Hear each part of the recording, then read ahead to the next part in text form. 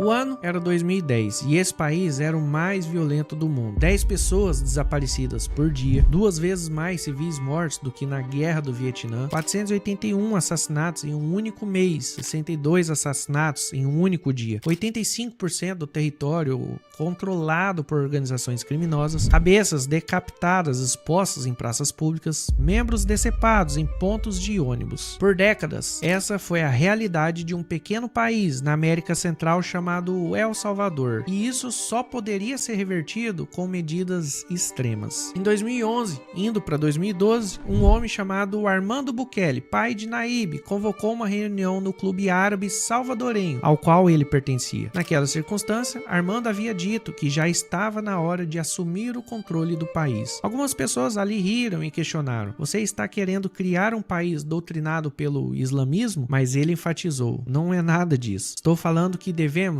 assumir o controle do país. E para isso, Alá já escolheu Nayib." Para entendermos como Nayib conseguiu chegar ao poder, precisamos primeiro visitar aquele que já havia premeditado a sua presidência, o seu pai.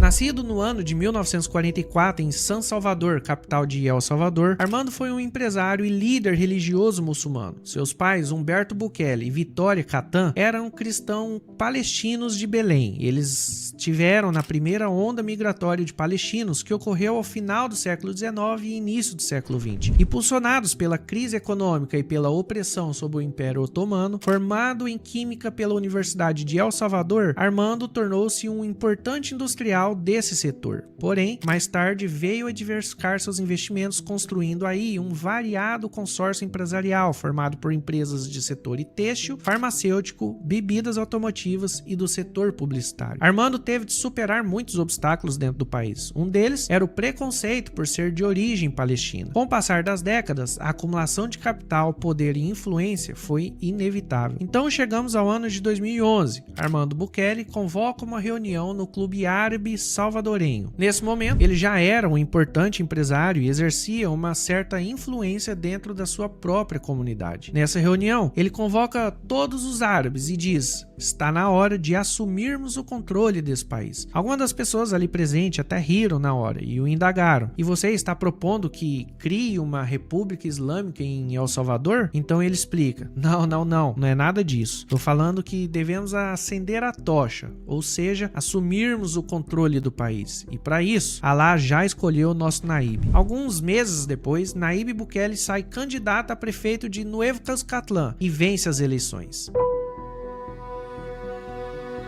Existem certas coisas que acontecem nesse mundo que parece que já estava meio que premeditado. Você já parou para pensar que algumas circunstâncias que aconteceram algumas décadas atrás, se aquele acontecimento tivesse tido um desfecho totalmente diferente, teria mudado a história de um povo, de uma nação ou até mesmo na humanidade? Vou lhe dar um exemplo. Uma vez eu estava assistindo um documentário sobre a Primeira Guerra Mundial. Nesse documentário mostrava a trajetória de Hitler, que ainda era apenas um rapaz novo, mas já estava naquela guerra. Mas ele não era o homem de frente da batalha, ele era apenas um garoto que levava informações através do campo de batalha entre um pelotão e o outro. Então os generais escreviam aquilo que precisavam comunicar com pessoas de outras patentes e ele passava pelos campos de batalha a fim de levar aquela informação. Ele era uma espécie de carteiro naquela época. Em uma dessas travessias, o exército alemão havia sofrido um ataque ao qual vários soldados tinham sido abatidos. No momento em que Hitler atravessava, ele deu de cara com um soldado do exército inimigo, um rapaz também muito novo, ao qual ele pega sua espingarda e colocou Hitler em sua mira. O medo estava estampado tanto na cara do soldado quanto de Hitler, e por um período de 10 segundos, Hitler esteve entre a vida e a morte na mira desse soldado. Porém, o soldado teve compaixão naquele momento e não conseguiu atirar, permitindo assim que o alemão fugisse. Agora, pare e pense, se aquele soldado tivesse apertado o gatilho, o desfecho da história mundial teria sido completamente diferente. O mundo não teria conhecido o nazismo, não teria acontecido o massacre de 6 milhões de judeus e muito menos a Segunda Guerra Mundial teria eclodido. Mas por algum motivo, ele não morreu. É como se a história já estivesse sido escrita muito antes mesmo dela acontecer. Da mesma maneira que não existiria Nayib Bukele sem Armando Bukele. E El Salvador não teria sido libertado das amarras do crime organizado e ainda viveria sob a sombra desses criminosos. O ano era 1981 e Nayib chegava ao mundo já travestido de uma missão de refundar a República de El Salvador. Naquele momento, El Salvador vivia momentos de tensão máxima quando eclodia uma guerra civil no país que durou até 1992, quando foi dado o acordo de paz pela comunidade internacional e que havia ceifado a vida de cerca de 75 mil salvadorenhos. Com o fim da guerra, parecia que as coisas melhorariam para o país, mas El Salvador plantava a semente de um futuro muito ainda pior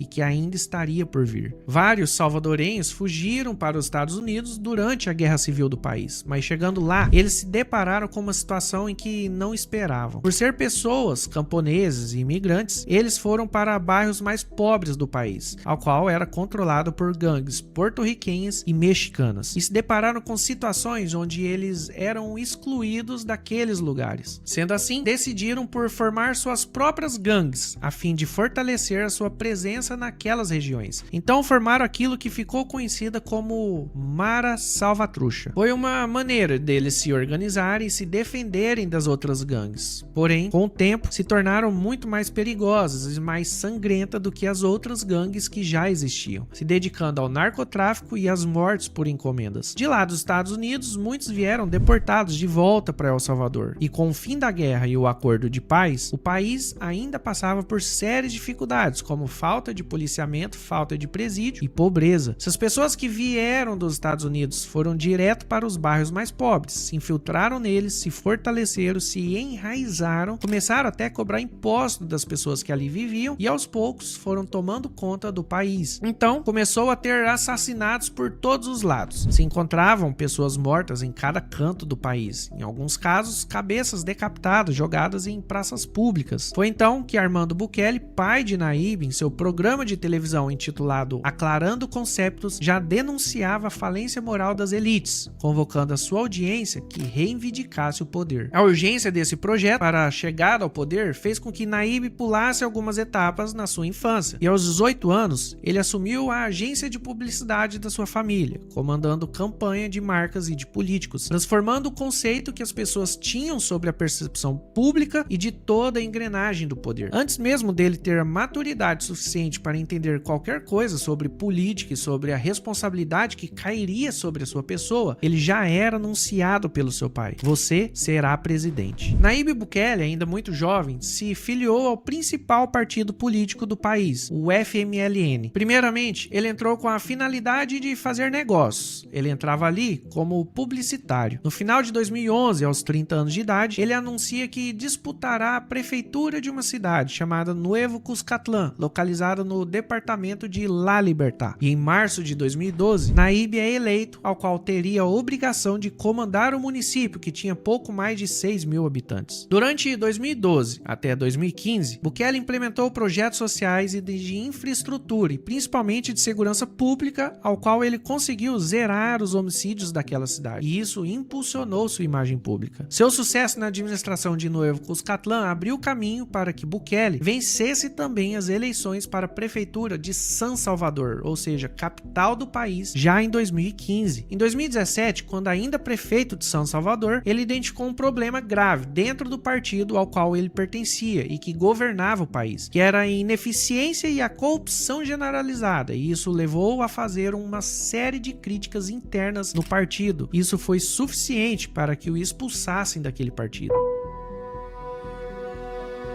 O sistema político el-salvadorenho, após o fim da guerra, se consolidou por meio de dois grandes partidos políticos: a Frente Farabundo Marley de Libertação Nacional, da sigla FMLN, e a Aliança Republicana Nacionalista, também chamada de Arena. O FMLN era um partido de esquerda, fundado nos moldes dos movimentos marxistas. Iniciou como uma guerrilha armada na década de 70, lutando durante a Guerra Civil. Após o Acordo de Paz em 1992, acabou se transformando em um partido político. Já o Arena era um partido de direita, com raízes em movimentos militares, paramilitares e anticomunistas. Foi fundado em 1981 por um militar salvadorenho. Assim como acontece ao redor do mundo, os dois partidos eram inimigos e o confronto de ideias era inevitável. Antes inimigos no campo de batalha, após os acordos de paz, passaram a se enfrentar na arena política para decidir os rumos do país. Era a maior doença que existia naquele país, pois esses dois partidos não deixavam e não queriam que o país seguisse adiante. E o mais grave é que, ao invés deles combater a criminalidade que assombrava a vida da sua população, eles estavam as fortalecendo. Em 2002, existiam 7.000 membros de gangue ao qual foram capturados naquela época, porém logo foram todos soltos. Em 2006, já eram 15.000 membros nas gangues. Já em 2019, quando Nayib assume o governo, o país já possuía cerca de 70.000 membros de gangue, controlando cerca de 85% do território do país. Após a expulsão de Bukele do FMLN, ele começou a chamar as pessoas a seguirem ele, e isso se deu origem ao movimento que veio a formar o seu próprio partido, Nuevas Ideias. Em outubro de 2017, Nayib demonstrou interesse em concorrer às eleições presidenciais. Porém, em um país polarizado por dois partidos, como o FMLN e o Arena, desde a Guerra Civil, Bukele aparecia no meio como uma novidade e uma promessa para o futuro. Mas o que ninguém imaginava era que o futuro já havia chegado. Vestindo calça jeans, jaqueta e boné para trás, Bukele quebrava o padrão dos políticos e se apresentava como um antissistema, um verdadeiro outsider. Enquanto os outros candidatos de partidos grandes gastavam milhões em propagandas eleitorais, Nayib usava plataformas como Twitter, Facebook, Instagram para conversar com seus seguidores, mostrando seus planos de governo e o que ele pretendia fazer caso chegasse à presidência. E no dia 4 de fevereiro de 2019, Nayib Bukele se consagra presidente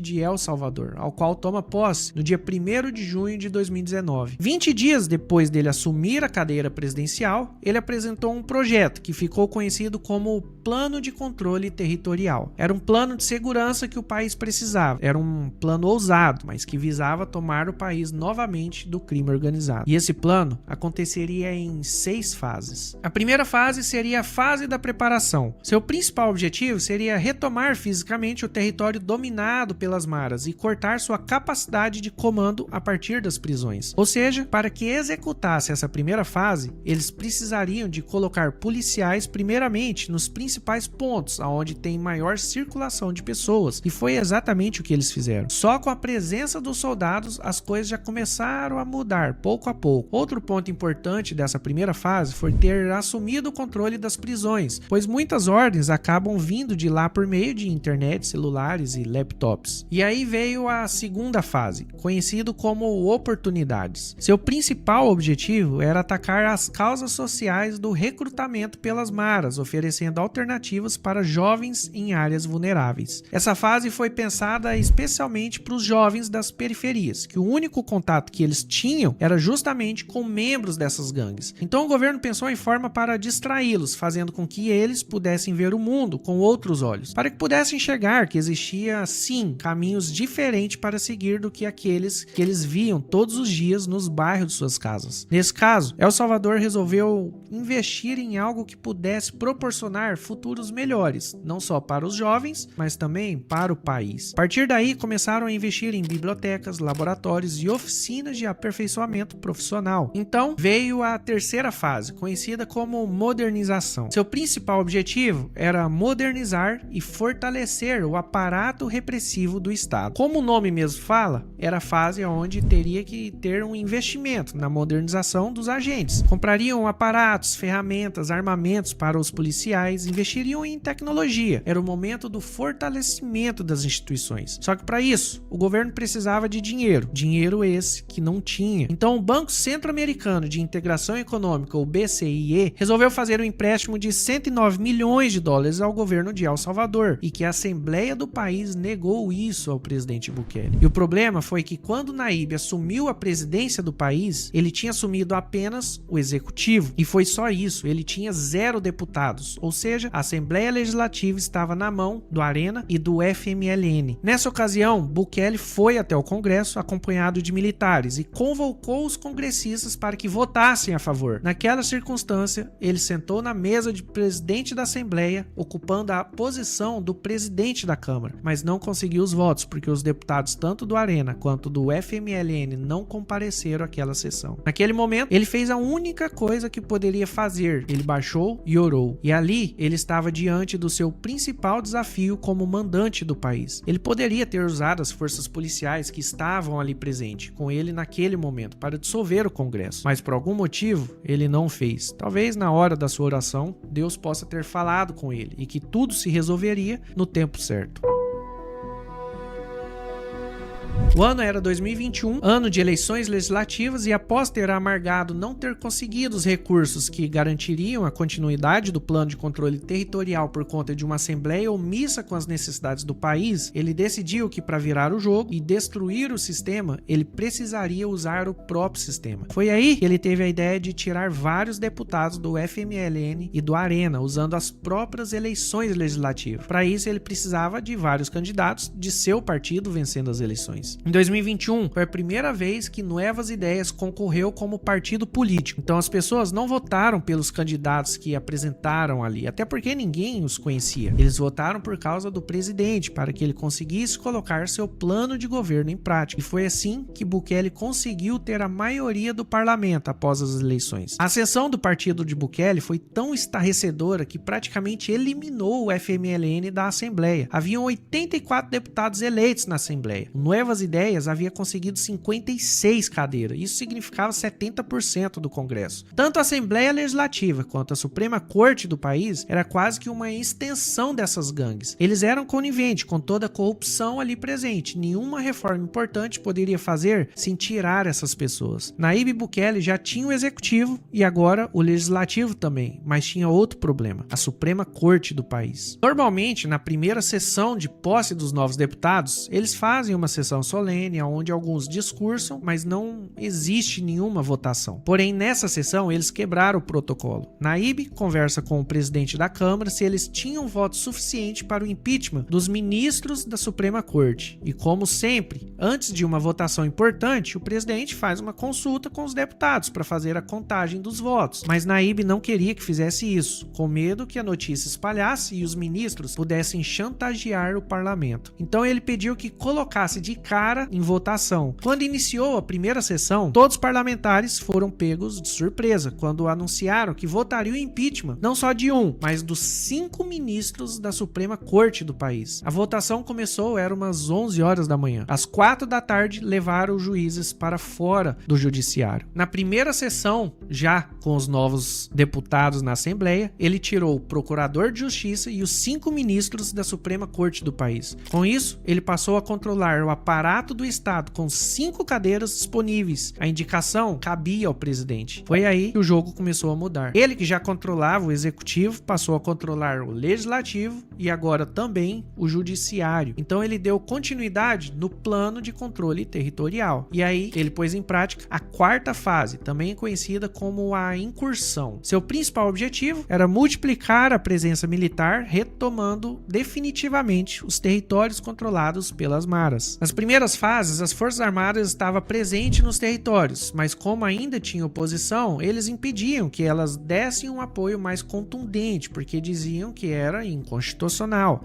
Mas agora, na fase 4, identificaram as colônias, onde as gangues eram mais fortes, e começaram a ter presença das Forças Armadas nessas regiões. Porém, assim como todo lugar dominado por facção, a população tinha medo de simplesmente conversar com qualquer soldado, pois havia receios de que, ao irem embora, as gangues matariam aqueles que tivessem visto conversando com eles. Porém, aos poucos, os soldados iam conversando com essas pessoas e acalmando elas, dizendo que eles não iam em lugar nenhum. Em março de 2022, as Maras Salvatrudes fizeram algo que praticamente foi a sentença final deles. Eles promoveram uma espécie de chacina e foi autorizado que qualquer membro da gangue podia matar quem eles quisessem. E naquele sábado, morria uma pessoa a cada 30 minutos. Foi uma reação à opressão do governo, mas eles não imaginariam que o governo reagiria à altura. Então veio o decreto do regime de exceção, a aplicação mais rigorosa do direito de um estado ir à guerra. O que esses membros de gangues não sabiam é que, pelo fato deles já ter sido preso e solto várias vezes, eles sempre eram fotografados. Então o governo tinha em mãos a fotografia de cerca de 76 mil rostos com perfis completo de cada um deles. E com o regime de exceção ativo, o governo tinha permissão para ir atrás de cada um desses membros. Mas com tantas pessoas para serem presas, o governo precisava construir um presídio que comportasse tudo isso. E aí nasceu o CECOT, Centro de Confinamento del Terrorismo. A ideia desse presídio é que ele seja a última coisa a ser visto por esses assassinos em séries. O CECOT serviu de estrutura para implementar a fase 5, conhecida como extração, que veio 8 meses após o decreto de regime de exceção. Seu principal objetivo era cercar cidades e remover os criminosos remanescentes através de prisões em massas. Essa fase foi responsável pelo cerco de alguns bairros e municípios, acelerando assim as prisões em massas. Em seguida veio a última fase, que foi a fase 6, também conhecida como integração. Seu principal objetivo era a integração social e econômica de longo prazo, com foco em pobreza, educação e formação profissional. O plano de controle territorial de Bukele se mostrou como o mais eficiente do mundo no combate à violência, homicídio e criminalidade. Em 2025, El Salvador registrou 1,3 no índice de homicídio para cada 100 mil habitantes, sendo similar ao de países como França, Islândia, Suécia, sendo 4 vezes menor do que dos Estados Unidos, que está em 5,7, e 14 vezes menor do que do Brasil, que registrou 19,2 homicídios para cada 100 mil habitantes. Situações extremas necessitam de medidas extremas, e o outsider das amarras políticas tradicionais de El Salvador as colocou inteiramente em prática. Com sua popularidade em alta por conta do combate assíduo contra o crime organizado, em fevereiro de 2024, Nayib Bukele consegue se reeleger com 85% dos votos válidos. Muitas pessoas da oposição dizem que era inconstitucional sua reeleição e critica o governo, diz que ele é um ditador. É óbvio que esse é o papel da oposição, eles precisam criticar, mas o fato é que ele deu mais liberdade para a população salvadorenha. E eles reconhecem isso, pois em uma pesquisa recente mostra que 9 em cada 10 salvadorenhos apoiam o governo do presidente. E para muitos, se você perguntar, eles dirão que o presidente Nayib Bukele não é um ditador, e sim um libertador. Eu vou chegando ao final de mais um vídeo, e se gostou desse conteúdo, se achou legal